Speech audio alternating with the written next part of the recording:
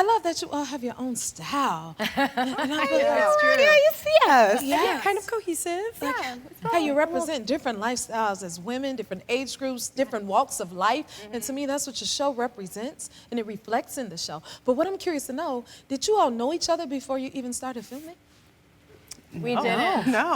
No, I fangirled over everyone. We all fangirled for Carla. Yes. Our queen. Queen. Yes. you. Yes. That's what happens when you've done it for a really long time. I mean, I feel like Carla, you've been in everything, done everything, and I was like, oh, Worked with she's gonna, everyone. okay. Yeah, you started on True Beverly Hills and you were 16 years old. I was sick. It was a big deal for me, that job, because it was the first time I had a lead role. Thank you. She's so good at I should make note that you see that I'm taller than the other girls in that picture. And that is, yep, right there. You were tall. I'm 5'5". It's just that basically I was 16 but lied and said I was 14 to get the job. Oh, did they ever find out? Well, it was sort of, I was rewarded for lying, but it was great. It was an amazing experience. And I, again, will never be taller than my peers again. And it started an amazing career, right? Yes, it did. Thank you. Yes, very it much. did. And Melissa, you just recently got to revisit your Supergirl statue. What was that like? I mean, yeah, it's here on the lot. On the lot. It's like feet from here. Do you miss it? You know what? I think I took it for granted. I wore it day in, day out, every day, and it was kind of annoying to get it on in the moment. But I do miss how empowered I felt when I wore it. And you met your husband? Yeah, He was a that's how we superhero met. too. He was a superhero. We met on in spandex. Wow. Flying. Is that your fondest memory? You know what? It was really silly. It did really feel silly when we were in spandex in the wires, like flying together. We would look at each other and laugh. Yeah, this is not real. It's a very auspicious start, though. Yeah, I think. Serendipitous. If you can like someone in spandex every day, that's awesome. It worked out. She had a whole husband out of it. That is awesome. And then you, Natasha, you got to see the billboard of your new show. That's your first time seeing that, huh? Yes, And it having was that my experience. first time ever being on a billboard. So glad I got to do That it. is major.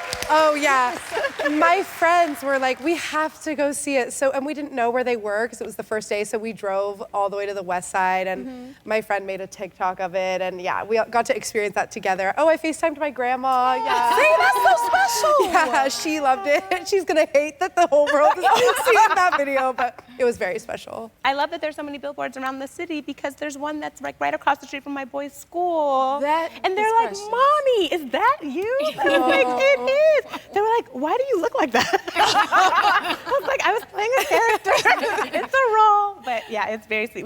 We literally pass it every day on the way to school. I'm sure that's bragging rights at school. I hope so. I think their friends are probably like, who, what? But Mom. Coolest mom ever. they like I think it. Christina really worked for that poster. To be Yeah, on that billboard. I made You just some calls. negotiating. Yeah, put it right in front of the school. And congratulations, you're expecting baby number 3. Yeah, so many kids. So many my kids. goodness. Thank you. So are your other kids ready for a new sibling? They're excited. I was like shocked because this is my third, and it was a surprise to all of us. But my oldest said, Mommy, I think it's going to be great because I'm going to be a lot more experienced. He was like, with my little brother, I was kind of experienced, but now I'm like a super big brother. And I'm like, you are. That is so sweet. He's so ready. And then he's like teaching his little brother to be excited because I think my 3-year-old could probably care less. But like, And you're from New York, right, Carla? I actually live in New York now for the last 10 years because theater became a big part of my life as well.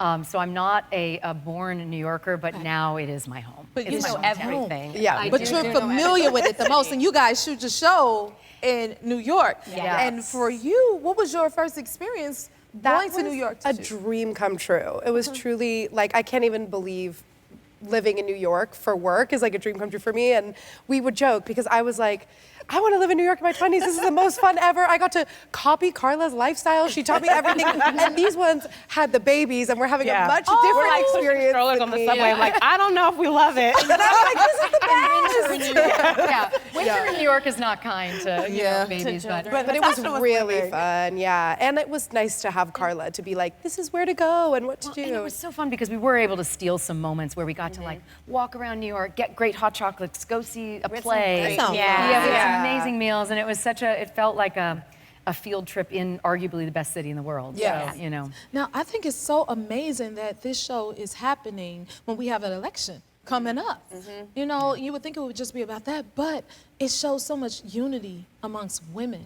You know, I think the timing is amazing. Does that inspire you while you're shooting? Do you even, you know, consider that or think about it at all?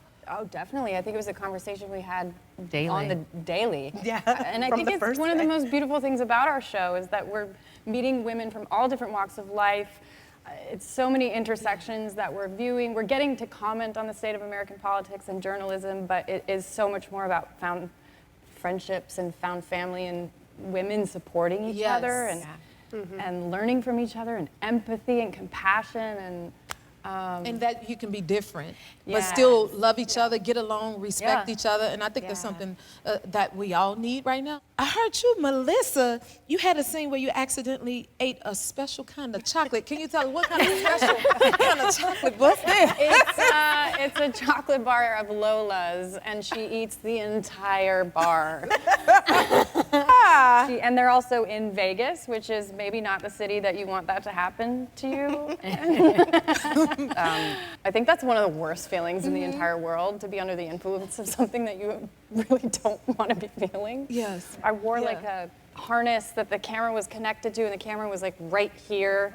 It was supposed to make it like really disorienting and make the audience feel how stoned Sadie is, essentially. Wow, have any of you ever experienced that, getting a hold of a special piece of chocolate in any way?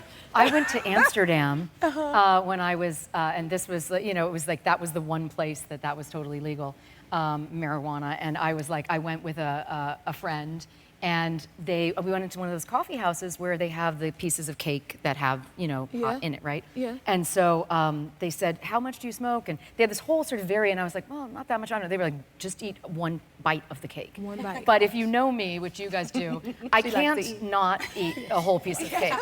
So I was like, I'll be fine. It's chocolate cake. I don't know what they're talking about.